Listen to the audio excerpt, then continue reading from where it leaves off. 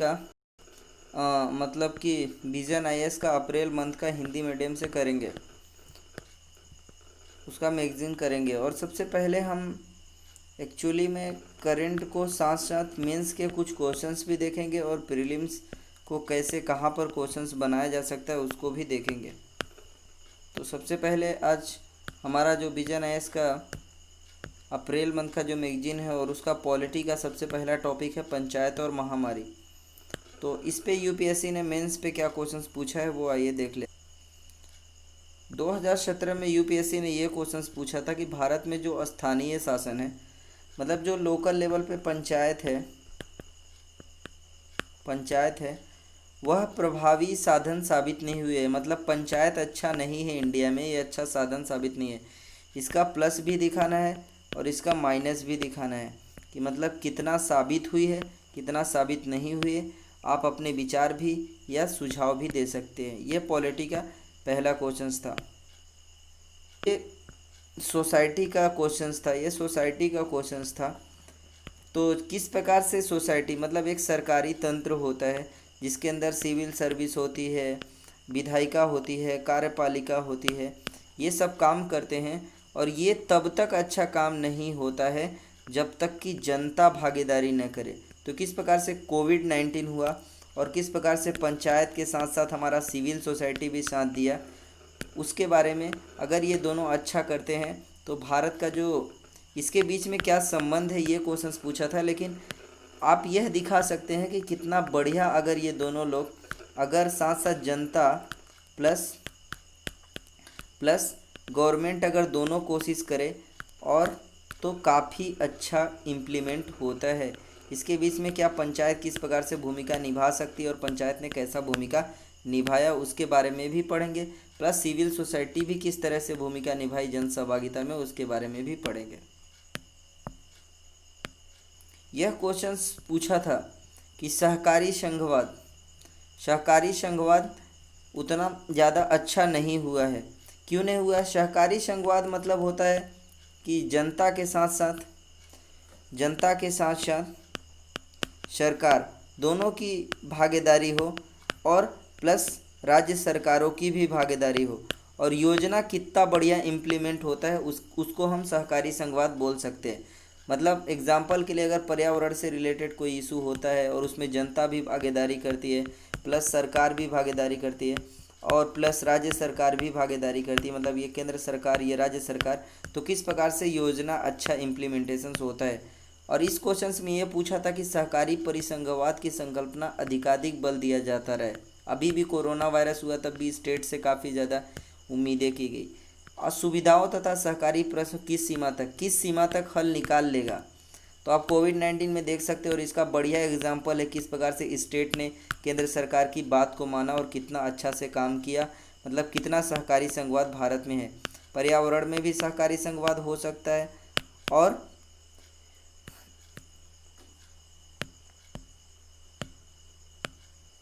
और ये क्वेश्चंस पूछा था कि सुशिक्षित और व्यवस्थित स्थानीय स्तर पर शासन व्यवस्था की अनुपस्थिति में पंचायतें और समितियां मुख्यतः राजनीतिक संस्थाएं बन रही है।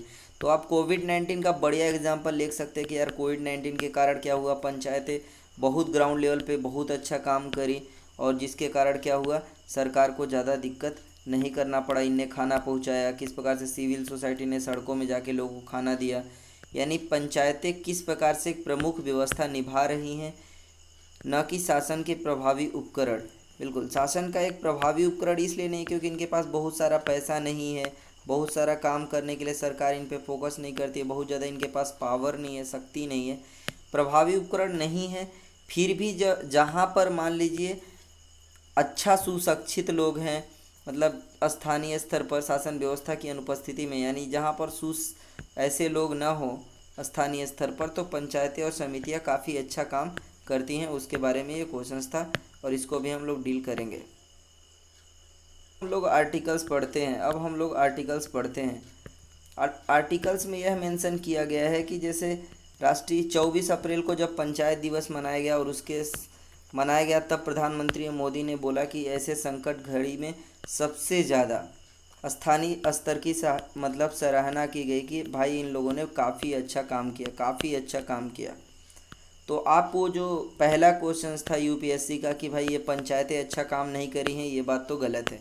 तो कहीं ना कहीं पंचायतें अच्छा अपना भूमिका निभा रही हैं। पंचायत पंचायत कब बना? जब 73rd कॉन्स्टिट्यूशन में अमेंडमेंट किया। तो क्या अमेंडमेंट के बाद सीधा बन गया? नहीं भाई। अगर कभी यूपीएससी क्वेश्चन पूछे कि 73rd अमेंडमेंट के बाद पंचायतें बनी हैं, बिल्कुल रॉन्ग स्टेटमेंट है, रॉन्ग स्टेटमेंट है। यानी 73rd के बाद नहीं बनी भाई। 73rd अमेंडमेंट हुआ, संविधान में जोड़ा गया, फिर राज्य सरकार ने अपना अपना कानून बनाया और इसके बाद पंचायतों की स्थापना हुई है। पंचायतों की स्थापना हुई है। मतलब संवैधानिक स्तर पे तो 73rd है, इसके बाद राज्य सरकार ने अपना खुद का कानून बनाया और फिर पंचायती व्यवस्था की शुरुआत हुई अलग अलग राज्यों में। तो ये क्या था? मतलब पंचायत को बनाना अनिवार्य था, पंचायत को का निर्माण करना अनिवार्य था।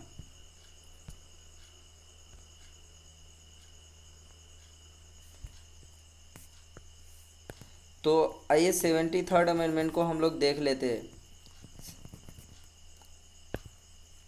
तो 73rd अमेंडमेंट के बाद सीधे पंचायत नहीं बनी थी, इसके बाद हर एक राज्यों ने अपना कानून बनाया तब पंचायत बना, और पंचायत को बनाना संविधान में अनिवार्य था। और यह पंचायतें योजना निर्माण शक्तियों और उत्तरदायित्व के प्रावधान करता है। मतलब ग्राउंड लेवल पे ये क्या करते हैं? योजना वगैरह बनाती हैं और अपने हिसाब से ये लोग काम करते हैं। ग्राम सभा होती है, वहाँ पे मीटिंग करते हैं। मतलब मान लीजिए फॉर एग्जांपल ये ग्राम सभा है एक, ग्राम सभा में हाँ में बहुत सारे पीपल्स होते हैं, हाँ में हाँ मिलाते हैं, मतलब सब लोग बैठ के बात करते हैं और फिर एक प्लान बनाते हैं कि कैसे रोड सड़क बनाना है। ये सड़क हो गया जा रही है, इसके बारे में बात करना है, या ये तालाब हो गया, यहाँ पे पानी वानी कैसे व्यवस्था करना है सब लोगों को। ये सब लोग यहाँ पे डिबेट डिस्कशंस करते हैं और इसके बाद उत्तरदायित्व सरकार बनाते हैं। मतलब रिस्पॉन्सिबिलिटी किसकी होती है? ये लोग ऑडिट भी जाकर करते हैं, भाई सरपंच जो है अच्छा से काम कर रहा है कि नहीं कर रहा है। फॉर एग्जाम्पल ये सरपंच है, तो जो सरपंच है वो सही से काम कर रहा है कि नहीं कर रहा है, यह भी कई हद तक सुनिश्चित होता है। तो ये उत्तरदायित्व तो जनता ही खुद पूछती है। 30 लाख से अधिक प्रतिनिधियों के साथ देश का स्थानीय शासन पंचायती राज, बिल्कुल बहुत बढ़िया काम किया। मतलब हमारे देश की 30 लाख से अधिक जो निर्वाचित प्रतिनिधि थे वो कहीं ना कहीं अच्छा काम किए। सोशल डिस्टेंसिंग में बहुत अच्छा काम किए, कम्युनिटी का भी बहुत अच्छा भागीदारी रहा। तो यार खाना पहुँचाया लोगों को, मतलब ये सब काम किया। और ये काफ़ी इम्पोर्टेंट क्वेश्चन है यहाँ पे, ये पोटेंशियल क्वेश्चन है यूपीएससी का। मतलब कि एक सेतु के रूप में उभरी है। तो आप ऐसा नहीं कह सकते कि पंचायतों ने अच्छा काम नहीं करा है। मतलब पंचायतें प्रभावी साधन नहीं है भाई, प्रभावी साधन है। क्यों? क्योंकि यहाँ नीति निर्माताओं के लिए, मतलब जो नीति निर्माता जो कानून नियम कानून बनाते हैं कि इम्प्लीमेंटेशन करना चाहिए कि नहीं करना चाहिए, ये नियम कानून बनाने वाले प्लस गांव के लोग, इसके बीच में जो पंचायत है, ये इन दोनों के बीच में ये आदमी क्या कर देता है? ये पहुँच उपलब्ध करा देता है आसान। तो ये मिडिल पथ है, मिडिल पथ है। यहाँ से अगर गांव से सीधा, मतलब गांव का एक आदमी है या पूरा गांव का ग्राम सभा है और यहाँ से पंचायत होती है, और पंचायत कहाँ तक पहुँचा देती है? इधर सरकार के पास पहुँचा देती है। तो काफ़ी अच्छा उत्तरदायी साधन, मतलब कि उत्तरदायित्व सरकार की स्थापना हुई है। क्या दोस्त पंचायत के दिवस पर दो काम हुआ, दो पोर्टल्स बनाए गए, ऑनलाइन दो पोर्टल्स बनाए गए संवाद स्थापित करने के लिए, बातचीत करने के लिए। तो आइए क्या इसमें है? मतलब आप कभी अगर डिजिटल के बारे में कुछ भी क्वेश्चंस पूछे तो उसके बारे में हम लिख सकते हैं कि पंचायतों में ई ग्राम स्वराज्य पोर्टल्स है। मतलब पंचायत में फॉर एग्जांपल्स ये पोर्टल्स है और इस पोर्टल्स में क्या होगा? सारी व्यवस्थाएं होंगी कि कौन सा योजना आ रहा है, कौन सा योजना चल रहा है, कितना इम्प्लीमेंटेशन हुआ, मतलब कोई पूरा डिजिटली, मतलब कितना इम्प्लीमेंटेशन हुआ कोई योजना, और कितना काम चल रहा है, कितना पेंडिंग है, यह सब इस ई ग्राम स्वराज्य पोर्टल में होगा। और स्वामित्व योजना में बहुत सारा चीज़ों का सर्वेक्षण किया जाएगा। मतलब इंटीग्रेटेड सभी संपत्ति का प्रमाणन होगा, और जो उस संपत्ति के प्रमाणन करने, मान लीजिए आपकी 10 एकड़ ज़मीन है और उसका पूरा डिजिटलाइजेशन किया जाएगा, और कुछ भी समस्या होगा तो उसको क्या होगा? इसी पर समाधान किया जाएगा स्वामित्व योजना में। तो कौन ये सर्वे ऑफ इंडिया, ये सब लोगों ने मिल करके इसको डेवलप किया। मतलब ये सब काम करेंगे इस सारे प्रॉब्लम को सॉल्व करने के लिए, मतलब कि जो संपत्ति से रिलेटेड प्रॉब्लम होती है ग्रामीण इलाकों में। महामारी के दौरान पंचायतों की क्या भूमिका रही? भाई सबसे पहला तो सबसे ज़्यादा पंचायतों ने काम करा, क्यों? प्रथम बिंदु है, सबसे ज़्यादा मतलब ग्राम पंचायत में कोई होता है उसकी सबसे ज़्यादा पहचान होती है और पकड़ होती है, और वो अच्छा काम करेगा कम्युनिटी लेवल पे। तो समुदाय के स्तर पे सब ज़्यादा संलग्नता हुई, मतलब सबसे ज़्यादा मिले जुले लोग, सूचना का सबसे ज़्यादा यही लोग प्रसार कर सकते हैं, क्योंकि यार ग्राउंड लेवल पे ये होते हैं, और इसके बाद ना राज्य के पास पहुंचता है, और इसके बाद ना केंद्र के पास पहुंचता है। सबसे पहले तो यहीं पहुंचता है, यहीं पहुंचता है इसलिए। और जो प्रशासनिक था वो उसमें क्या हुआ, पंचायतें के कार्य विविधतापूर्ण है, मतलब पंचायतें सिर्फ क्वारंटाइन के लिए काम नहीं किया भाई, खाना पहुंचाने का भी काम किया, और स्कूल का भी देखने का काम करते हैं ये लोग, बहुत सारा काम करते हैं यार। 29 वर्क हैं, मतलब इतना इतना 29 संविधान में इनको ताकत दिया है, 29 क्षेत्रों में, तो वो सब काम ये लोग करते हैं, तो बहुत सारे काम करते हैं, और जिससे समाज का क्या हो सके, कल्याण हो सके। तो ये ज़रूरत नहीं है अपने को याद रखना, लेकिन अपन समझ सकते हैं। और बहुत सारे ग्राम पंचायतें और 10 लाख से क्या होती हैं, आशा वर्कर्स होती हैं, जो मतलब ग्राम पंचायत में डिलीवरी वगैरह का जो काम करती हैं, और डिलीवरी वगैरह में जो साथ देती हैं, और जो एएनएम वगैरह होती हैं, मतलब आंगनबाड़ी वगैरह होती है, उनने बहुत अच्छा काम रोल निभाए कल्याणकारी सेवाओं को पहुंचाने में ग्राउंड लेवल पे। त्रिस्तरीय पंचायत राज संस्थाओं में महिलाओं हेतु आरक्षण, आप समझ सकते हैं महिलाओं को प्रत्येक स्तर पे कितना आरक्षण है, मतलब त्रिस्तरीय जो व्यवस्था है पंचायत, मतलब एक क्या होता है, ये पंचायत हो गया, इसके ऊपर पंचायत समिति होती है, पंचायत समिति होती है, और इसके बाद जिला पंचायत होती है, इसके बाद क्या होता है, जिला पंचायत होती है। तो ये त्रिस्तरीय व्यवस्था में ये जो लोग थे, इन लोगों ने काफ़ी अच्छा काम किया, और इस स्तर पे भी महिलाओं को 1/3 रिजर्वेशन है, मतलब इस स्तर पे भी महिलाओं को 1/3 रिजर्वेशन है, और इस स्तर पे भी महिलाओं को 1/3 रिजर्वेशन है, और इस स्तर पे भी महिलाओं को 1/3 रिजर्वेशन है।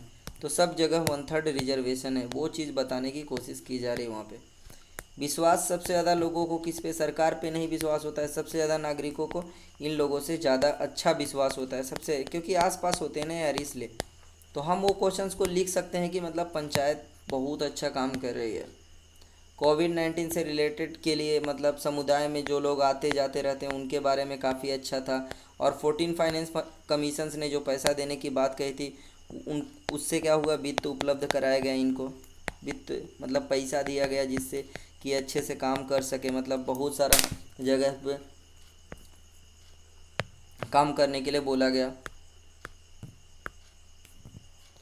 स्वच्छता बनाए रखना ये स्थानीय शासन का कार्य है, मतलब पंचायतों का काम है, और इनने क्या करा, बहुत अच्छा काम करा।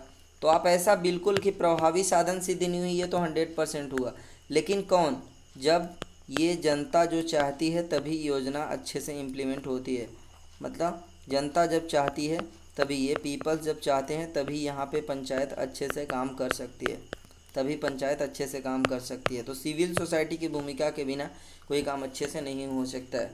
केरल सरकार का आप देख सकते हो विकेंद्रीकरण लिखा है, विकेंद्रीकरण का मतलब होता है डिस्ट्रीब्यूशंस, डिस्ट्रीब्यूशंस का मतलब होता है, जैसे मान लो यार 10 चॉकलेट है, 10 चॉकलेट है, 10 चॉकलेट है, बाकी 5 लोग खाने वाले हैं, 5 लोग हैं, 5 पीपल्स हैं, तो क्या करो, सब में दो दो डिवाइड कर दो, दो दो डिवाइड कर दो। इस प्रकार का डिसेंट्रलाइजेशन का मतलब होता है कि एक आदमी पूरा चॉकलेट नहीं खाएगा, एक आदमी पूरा चॉकलेट नहीं खाएगा, 10 लोग मिलके इस चॉकलेट को खा लेंगे, तो कुछ कुछ लोग बांट लेंगे इसमें, ठीक है, इस हिसाब से सोच सकते हैं डिसेंट्रलाइजेशन। तो केरल में काफ़ी अच्छा डिसेंट्रलाइजेशन है, और इसलिए केरल का बढ़िया एग्जाम्पल लिया गया है।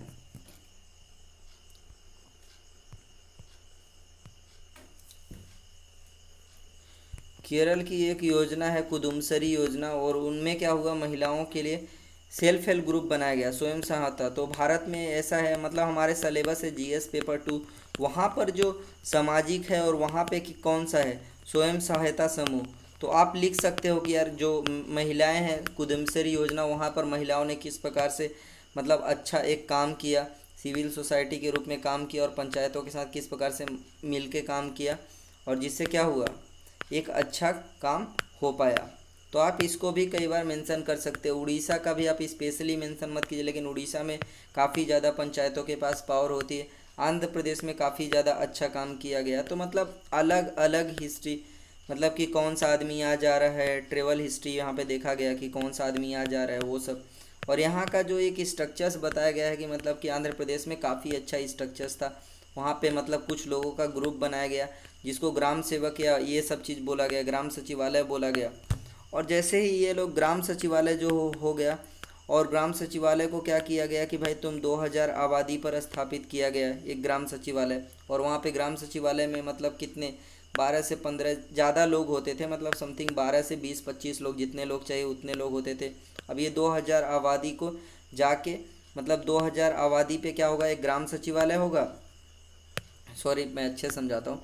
मान लीजिए एक ये ग्राम सचिवालय है, और यहाँ पे कितनी आबादी रह रही है, कितनी आबादी रह रही है, 2000। कितनी आबादी रह रही है, 2000। 2000 पीपल्स रह रहे हैं। और कितने घर होगा, तो समथिंग 50 घर। 50 घर। तो 50 घर का जो देखने का काम करेगा एक आदमी करेगा, एक आदमी करेगा। और ये जो दो, ये कितना का ग्रुप है, समथिंग मतलब कि ये ग्राम सचिवालय है जो 2000 पीपल्स को देखना है। लेकिन एक जो ग्राम सचिवालय का जो एक आदमी होगा वो 50 घर का जाकर देखने की कोशिश करेगा या देखेगा। इस प्रकार का कुछ व्यवस्था किया गया। और जो लोग उसमें काम कर रहे थे तो एम्प्लॉयमेंट, तो जो जीएस पेपर 3 है वहाँ पे जो हम मतलब कि रोजगार से संबंधित विषय, तो वहाँ पे हम आराम से लिख सकते हैं कि हाँ यार, रोजगार भी जनरेट हुआ कोविड-19 के कारण। ये इसका पॉजिटिव पॉइंट है। और बहुत सारा अच्छा योजनाओं को इम्प्लीमेंटेशन किया गया, मतलब ऐसा मानते हैं। और काफ़ी ज़्यादा रोजगार भी इससे सृजन हुआ, और इससे जवाबदेही भी सुनिश्चित हुई, मतलब जाके कौन आदमी आ जा रहा है, जिससे कि बीमारी को फैलने में क्या हुआ, थोड़ा व्यवस्था बना अच्छा से। पंचायती राज को और ज़्यादा अगर अच्छा करना है तो आप ये लिख सकते हैं कि 243G, मतलब आपको कभी 243G याद न रहे तो इतना याद होना चाहिए, 11वीं अनुसूची में क्या है, पंचायत है। 9वां भाग में क्या है भाई, पंचायत है। 9वां भाग में क्या है, पंचायत है। 9वां भाग 11वीं अनुसूची। कई बार क्या होता है, 11वीं अनुसूची के जगह पे ना 9वीं अनुसूची लिख दिया जाता है। बट आपको इतना ये दोनों में कन्फ्यूजन नहीं होना चाहिए। कॉन्स्टिट्यूशन में एक अनुसूची होता है, एक भाग होता है। और भाग में कुछ आर्टिकल्स होते हैं, अनुसूची में कुछ स्पेशल आर्टिकल्स मेंशन होते हैं। अनुसूची मतलब लिस्ट, इंडेक्स एक प्रकार का स्पेशल चीज़। और भाग में क्या होगा, पूरा एक भाग के अंदर बहुत सारे आर्टिकल्स होंगे और बहुत सारे इंडेक्सेस होंगे, और उस पर कुछ बात हो रही होगी। और एक आर्टिकल्स अपने आप में होता है। तो क्या बताया गया है कि 11वीं अनुसूची को अच्छा इम्प्लीमेंटेशन करने के लिए ये सब व्यवस्था है, स्वास्थ्य, स्वच्छता। और इससे क्या हो गया ना यार, अस्पताल, प्राथमिक प्राइमरी हेल्थ केयर जो सेंटर्स होता है उसमें काफ़ी अच्छा, मतलब जहाँ पे टीका वगैरह होता है, टीकाकरण वगैरह होता है, और जहाँ पे थोड़ा देखभाल होता है, और चिकित्सालय का व्यवस्था होती है, और जहाँ पे मतलब गर्भवती को मतलब डिलीवरी वगैरह कराया जाता है, उसमें काफ़ी अच्छा इम्प्लीमेंटेशन है इनका। ऐसा आप दिमाग लगा के मतलब आपको पढ़ना है। कोई आइसोलेशन, सीमा, शोषण सहित प्रवासी श्रमिकों निवारण योजना निर्माण के सभी, बिल्कुल। ये थोड़ा समस्या भी हुआ तो मतलब उनको और ज़्यादा व्यवस्था किया जा सकता है। खाना पीना के लिए जो लोग बाहर से आए उनको पैसा दिया जा सकता है, अनुदान दिया जा सकता था, वो सारा काफ़ी अच्छा काम कराया जा सकता था। और 11वीं अनुसूची के अंदर ये भी शामिल है। आपसे यूपी प्रीलिम्स में ये क्वेश्चन से इम्पोर्टेंस है कि जो पीडीएस पब्लिक डिस्ट्रीब्यूशन सिस्टम है वहाँ पर जो अनाज वितरण किया जाता है, मतलब हर एक आदमी को सस्ते दामों पर, तो वो हर एक राज्य में ये किया जाता है, पूरा इंडिया में किया जाता है। और जो राज्य के अंदर मतलब प्रशासनिक की कमी होती है वहाँ पर क्या करते हैं, मतलब खुद राज्य सरकार को पैसा दे दिया जाता है, और राज्य सरकार फिर उसका पैसा वितरण कर देती है अनाज के भाव के हिसाब से। तो इनकी काफ़ी अच्छा भूमिका रही, मतलब सार्वजनिक वितरण प्रकार प्रणाली में थोड़ा और ज़्यादा भूमिका देने की ज़रूरत है। और अंतिम बिंदु तक आपूर्ति केवल पंचायतें 243 अधिनियम ग्राम सभा और वार्ड सभा को सुनिश्चित करने व्यापक रूप से सुनिश्चित की जा सकती हैं। ऐसा हाँ बिल्कुल, आप ऐसे कह सकते हैं कि यार पंचायत क्या होते हैं, ज़्यादातर पीपल से कनेक्टेड होते हैं। ये आदमी है, इससे ज़्यादातर पंचायतें कनेक्टेड होंगी। तो अच्छे से अगर योजना इम्प्लीमेंटेशन करना है तो पंचायतों की भूमिका सुनिश्चित की जा सकती है। तो आइए देखते हैं यार वो क्वेश्चंस क्या इम्प्लीमेंटेशन हो सकता है। यूपीएससी ने जो प्रीलिम्स मेंस में ये क्वेश्चंस 2017 में जो यूपीएससी ने क्वेश्चंस पूछा था कि स्थानीय जो शासन से मतलब ग्राम पंचायत है वो अच्छा नहीं कर रहा है, इसका प्लस माइनस बताओ। तो आपके पास अच्छा एग्जाम्पल आ गया कि हाँ यार, कोविड-19 के टाइम पे पीपल्स के साथ कितना बढ़िया पंचायतों ने कोऑपरेट किया, नीति निर्माण में बढ़िया इसकी भागीदारी रही, और जिसके कारण कोविड-19 में इतना ज़्यादा सिचुएशंस खराब होने के बावजूद भी ग्राम पंचायतें मतलब टिकी रही, खाना पहुंचाई, नीति निर्माण किया, और बहुत सारा, और जनता भी मतलब काफ़ी ज़्यादा, और इन्हें जागरूक करके पंचायतों ने काफ़ी अच्छा काम किया। तो ये कहना गलत साबित होगा कि ये प्रभावी साबित नहीं हुई। हाँ, प्रभावी साबित हुई हैं, प्रभावी और साबित हुई हैं। और महिलाओं का 1/3 रिजर्वेशन है, तो कहीं ना कहीं महिलाओं मतलब महिलाओं की भी भागीदारी है इसमें। ये सब बातें अच्छी अच्छी लिखी जा सकती हैं इस क्वेश्चंस में। और अगर अच्छा करने का आप लिख सकते हैं तो मतलब वो जो सजेशंस थे कि 243 का जो आर्टिकल्स था वो अच्छा इम्प्लीमेंटेशन कर दो, मतलब इनका जो पीडीएस सिस्टम है वगैरह, और इनको थोड़ा वित्त का व्यवस्था कर दो, और ये सब चीज़ें अच्छे से अपने से आप पॉइंट बना के यहाँ पे लिख सकते हैं। लेकिन ये कहना गलत होगा कि भाई प्रभावी साबित नहीं हुई हैं। 100% प्रभावी साबित हुई हैं, तभी तो कोविड-19 के टाइम पे इन लोगों ने काफ़ी अच्छा काम किया। ये कहना सही था कि सरकारी तंत्र के साथ साथ जो जनता होती है, अगर वो दोनों अच्छे से मिल के काम करते हैं, मतलब ये सरकार हो गई और एक भाई साहब जनता हो गई, ठीक है, ये भाई साहब की हड्डी निकली हुई है, सरकार है, खाना पीना खा के बढ़िया, ठीक है, तो आप समझ सकते हैं ये जनता हो गई। ये दोनों लोग अगर मिलजुल के काम करते हैं तो काफ़ी अच्छा इम्प्लीमेंटेशन होता है, और एक अच्छा डेवलपमेंट करने का कल्चर विकास होता है, और जिसके कारण क्या होता है, काफ़ी अच्छा डेवलपमेंट होता है। और ये बात सच है, अनिश्चित होती है। ये क्वेश्चंस था, आपको लिखना है कि ऐसा होता है सच में कि नहीं होता है। हाँ भाई, अगर दोनों लोगों की भागीदारी है तो काफ़ी अच्छा योजना बनेगा। सहकारी संघवाद नहीं है, बिल्कुल है। आप केरल का एग्जाम्पल ले सकते हो, केरल ने कितना बढ़िया इम्प्लीमेंटेशन किया। आंध्र प्रदेश का आप एग्जाम्पल ले सकते हो, और यहाँ पे ये क्वेश्चंस को डील कर सकते हो कि सहकारी संघवाद मजबूत हुआ है, कमज़ोर बिल्कुल भी नहीं हुआ है। किस सीमा तक काम किया है, काफ़ी हद तक यह काम सहकारी संघवाद कर रहा है। आप इसका बढ़िया एग्जाम्पल अभी केरल है और आंध्र प्रदेश लिख सकते थे, तो इस क्वेश्चंस को भी आप डील कर सकते थे। ये क्वेश्चन जो बता रहा था कि अगर कहीं पर अच्छा शासन व्यवस्था नहीं है तो कोई दिक्कत नहीं है, पंचायत और समितियां अच्छा काम कर देती हैं, लेकिन ये प्रभावी नहीं है। और इस क्वेश्चंस को आप कॉन्ट्रोडिक्ट करके अभी कोविड-19 के सिचुएशंस में जिस हिसाब से पंचायतों ने अपना काम किया, हर एक स्तर पे, मतलब प्राथमिक स्तर से लेकर के ग्राउंड लेवल से लेकर के केंद्र सरकार और राज्य सरकार तक, किस प्रकार से इनने बहुत बढ़िया भूमिका निभाई, तो आप यहाँ पे लिख सकते हो कि हाँ, ये प्रभावी उपकरण भी हैं, लेकिन कुछ चीज़ों की सुधार करने की अभी भी आवश्यकताएं हैं। हमारा आर्टिकल्स है कि नागरिक समाज की भूमिका। तो क्या होती है सिविल सोसाइटी। हमारा जीएस पेपर 2 है, वहाँ पर सिलेबस है कि सिविल सोसाइटी, और सिविल सोसाइटी का किस प्रकार से विकासात्मक प्रक्रिया में उनकी भूमिका है। तो ये आर्टिकल्स पढ़ना उतना इम्पोर्टेंट नहीं है कि पूरा आर्टिकल्स पढ़ो, कोई ज़रूरत नहीं है, बट ये बात याद रखो कि किस प्रकार से सिविल सोसाइटी ने बहुत अच्छा काम किया है। क्योंकि आप देख सकते हो, विश्व बैंक औपचारिक और अनौपचारिक संगठनों, विशेष श्रेणी के नागरिक समाज संगठनों को प्रोत्साहित करता है। विश्व बैंक ऐसा बोलता है कि ऐसे संगठन जो औपचारिक है, मतलब जिनका कुछ रूल्स नियम कानून है, रिकॉर्ड है, और जो रजिस्टर्ड है, अच्छे से काम कर रहे हैं। कुछ ऐसे संगठन से जो अनौपचारिक है, मतलब उनका कुछ नियम कानून रिकॉर्ड वगैरह नहीं होगा, वो सरकार के पास रजिस्टर्ड नहीं होंगे, फिर भी वो लोग काम कर रहे होंगे, मतलब ऐसे नागरिक समाज को क्या बोलता है, वो नागरिक समाज बोलता है, जिसमें एनजीओ वगैरह आते हैं, स्वदेशी धर्मार्थ विश्वास जो भी है, सब चीज़ फाउंडेशंस वगैरह शामिल है। तो ये सब चीज़ों को बोलता है। अब आपको ये चीज़ भी कोई ज़रूरत नहीं है, लेकिन आपको इतना पता होना चाहिए कि ये जो नीति आयोग ने क्या किया, नीति आयोग ने एक एम्पावर ग्रुप बनाया। अध्यक्षता में ज़रूरत नहीं है कि एक अध्यक्षता में एम्पावर ग्रुप बनाया, और जो एम्पावर ग्रुप में कितने सारे एनजीओ शामिल थे, सीएसओ एनजीओ बहुत सारे शामिल थे, और उनका एक नेटवर्क विकसित किया गया कि भाई यहाँ एग्जाम्पल के लिए मध्य प्रदेश में कम से कम मान लीजिए सबसे ज़्यादा एनजीओ कहाँ है, यूपी में है।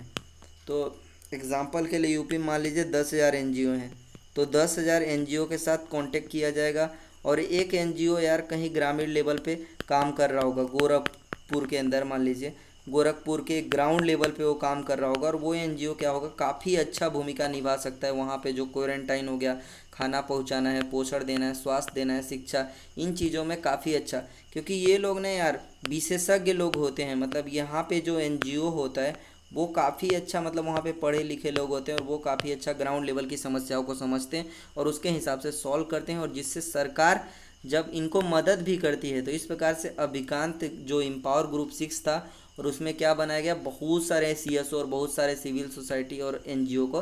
तो हमारे सिलेबस में है जीएस पेपर 2 में सिविल सोसाइटी में, मतलब नागरिक समाज में, और वहाँ पे है एक सिविल सोसाइटी क्या भूमिका है, एनजीओ क्या भूमिका है। तो हम लिख सकते हैं कि किस प्रकार सरकार अब यह मानने लगी है कि एनजीओ के बिना कुछ अच्छा काम नहीं किया जा सकता है, मतलब एनजीओ होना ही चाहिए और तभी अच्छा काम हो जाएगा।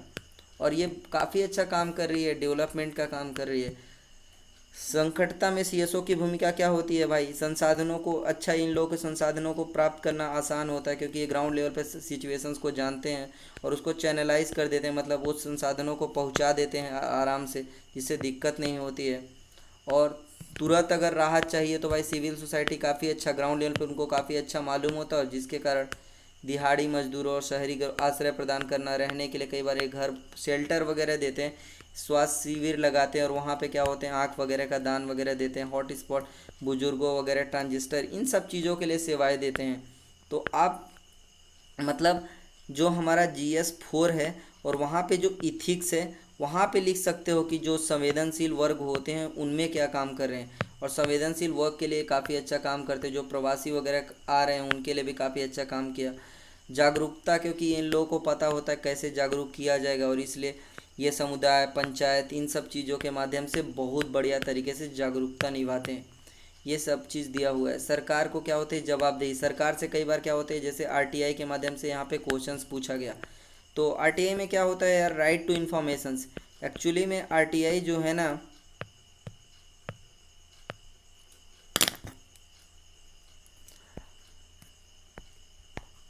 आरटीआई क्या होता है यह जानना, ये एक्चुअली में आर्टिकल 21 के आता है, right to information, sorry, right to information जो होता है अनुच्छेद 21 के अंतर्गत आता है, और ये हमारा मूल अधिकार है, मतलब इन्फॉर्मेशंस को जानना।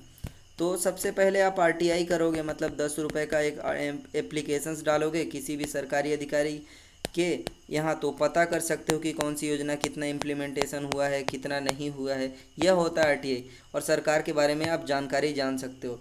एग्जाम्पल के लिए ये आरटीआई के माध्यम से जानी गई कि जो पीएम केयर फंड है, मतलब प्रधानमंत्री ने जो फंड बनाया था, उस फंड का कैसे उपयोग किया जा रहा है। तो इसलिए आप इसको आरटीआई में पारदर्शिता में इसको बढ़िया एग्जांपल डाल सकते हो, जीएस पेपर 2 का, वहाँ पर पारदर्शिता है, और वहाँ पे ये चीज़ डाला जा सकता है कि आरटीआई की भूमिका किस प्रकार से जनता को सशक्तिकरण कर रही है, किस प्रकार से जनता सशक्तिकरण हो रही है, और वो सरकार क्या हो रही है, उत्तरदायित्व तो सरकार बन रही है, क्योंकि जनता के प्रति सरकार उत्तरदायित्व है। ये सब चीज़ें महामारी के दौरान सामना की जाने वाली क्या सामना चुनौतियाँ हो गया भाई, कैसे कि आप सिविल सोसाइटी अगर काम कर रही होगी तो अगर थोड़ा बहुत भी दिक्कत होगा तो क्या होगा, अगर बहुत सारे सिविल सोसाइटी हैं जो अगर भ्रष्टाचार कर रहे होंगे, उनके अधिकारी या किए होंगे पहले, तो क्या होगा, थोड़ा दिक्कत हो जाएगा, उनको फंडिंग वगैरह नहीं मिलेगा।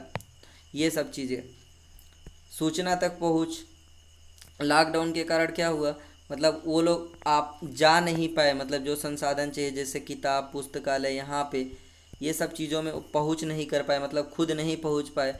तो इंटरनेट पर बहुत सारे जगह प्रतिबंध कर दिया जाता है, डिजिटली लोग पढ़े लिखे नहीं होते हैं। तो इन सब के कारण क्या होता है ना यार, अपनी इन्फॉर्मेशंस को, जैसे ये आदमी है, अब ये यार मान लो यार यहाँ पे लोग पढ़े लिखे हैं,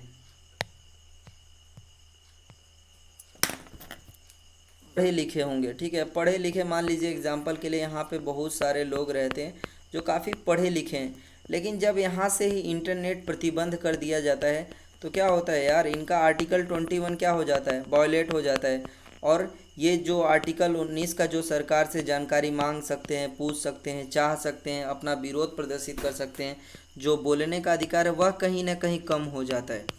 तो आप इस प्रकार से लिंक कीजिए चीज़ों को, मतलब पॉलिटी की जो जवाबदेहिता है सरकार की, वो कहीं ना कहीं कम होती है। सरकार मतलब अपने हिसाब से काम कर रही, जनता को बता नहीं रही कि कहाँ क्या ग्राउंड लेवल पे चल रहा है, ये सब चीज़ें। और यह सूचना तक पहुँच है, नागरिक पहल तक की प्रगति में क्या होती है, फिर नागरिक तक वो पहल नहीं कर पाते, पहुँच नहीं पाते, आवागमन पर प्रतिबद्ध कर दिया जाता है, जिससे जनता के पास वो पहुँच नहीं पाए, ये सब दिक्कत हो जाती है। महामारी के दौरान बहुत सारे अवसर्स भी थे, मतलब कि वो ऑनलाइन पत्रकारों और कार्यकर्ताओं का एक नेटवर्क बनाते, और जहाँ पर मतलब पहुँचाना चाहिए इन्फॉर्मेशंस वहाँ पे एक नेटवर्क बना के वहाँ पे पत्र के माध्यम से आराम से पहुँचा सकते थे। लेकिन यहाँ पे भी इनकी पहुँच कम रही, और जिसके कारण ये लोग मतलब इस प्रकार से पहुँचा नहीं पाए जिस तरह से पहुँचाना चाहिए। गैर सरकारी संगठनों से अन्य प्रकार के सीएसओ के रूप में नए संगठनों का निर्माण, जैसे पेशेवर संघ, नर्सों का यूनियन, ये सब चीज़ मतलब अलग तरीके का जो सीएसओ निर्माण किया जाता है। डिजिटल नागरिक जुड़ाव के लिए प्लेटफॉर्म का निर्माण किया गया। फ्रंटलाइन पीपीपी आप देख सकते हैं, उदाहरण के लिए यूके में फ्रंटलाइन पीपीपी की उपलब्धता के बारे में जानकारी। इसमें फ्रीन लाख करवा भोजन या दवा लेने के लिए ये सब चीज़ मतलब ये सब चीज़ें काम करती हैं, संसाधनों के बारे में बताती है। कोविड-19 के दौरान सीएसओ की क्या भूमिका रही है। प्रस्तुत किए गए हलफनामे अनुसार 25 मार्च की लॉकडाउन के बाद देश भर में 84 लाख लोगों को भोजन उपलब्ध कराया गया। किसके द्वारा? तो ऐसा अगर कभी आप सिविल सोसाइटी पे क्वेश्चन आए तो आप लिख सकते हो कि यार उच्चतम न्यायालय ऐसा मानता है कि बहुत सारे राज्य में एनजीओ हैं जो बहुत सारे लोगों को खाना पहुंचाया, उनको मतलब सैनिटेशंस पर पहुंचाया, लोगों को एजुकेट किया कि कैसे रहना है, कैसे जाना है, कहाँ निकलना है, कहाँ नहीं निकलना चाहिए। ये सब चीज़ आप डेटा देख सकते हैं। इसका निष्कर्ष यही होगा कि यार जो यूनाइटेड नेशन है, सरकार और निजी व्यवसाय और तृतीय क्षेत्र, मतलब मान लीजिए यार पहली बात तो सरकार होती है, ठीक है, और सरकार कुछ चीज़ों में काम करती है, कुछ चीज़ों में प्राइवेट सेक्टर्स काम करते हैं, तो मैं इन दोनों को एक कोखे मान लेता हूँ। और एक जो सिविल सोसाइटी है वो भी काम करती है। तो कहीं ना कहीं आप अगर सरकार एक मान लिया जाए, इसको दो मान लिया जाए, तो ये तीसरे लोग हैं जो काफ़ी अच्छा काम कर रहे हैं, काफ़ी अच्छा काम कर रहे हैं। मतलब संकट की घड़ी आए तो सुप्रीम कोर्ट ऐसा मानता है, तो उन्होंने राज्य की पहुंच को व्यापक बनाने में इस प्रकार उनकी क्षमता को राज्य के साथ बढ़ता करने, संस्थागत बनाने की आवश्यकता है।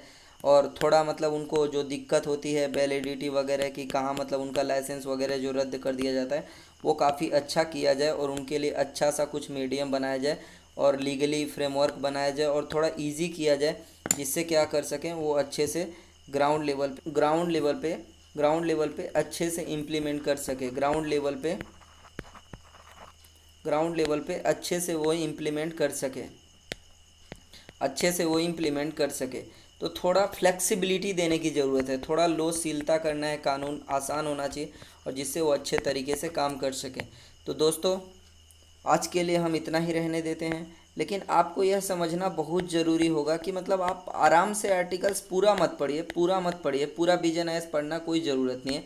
ये पढ़िए कि रोल ऑफ सिविल सोसाइटी, भाई ये काफ़ी इंपॉर्टेंट था। यहाँ पे एम्पावर एक्शन ग्रुप ये पढ़ सकते हैं आप, और किस प्रकार से वो तत्काल राहत कर देते हैं उसको भी ज़्यादा दिमाग मतलब लगाने की ज़रूरत नहीं है।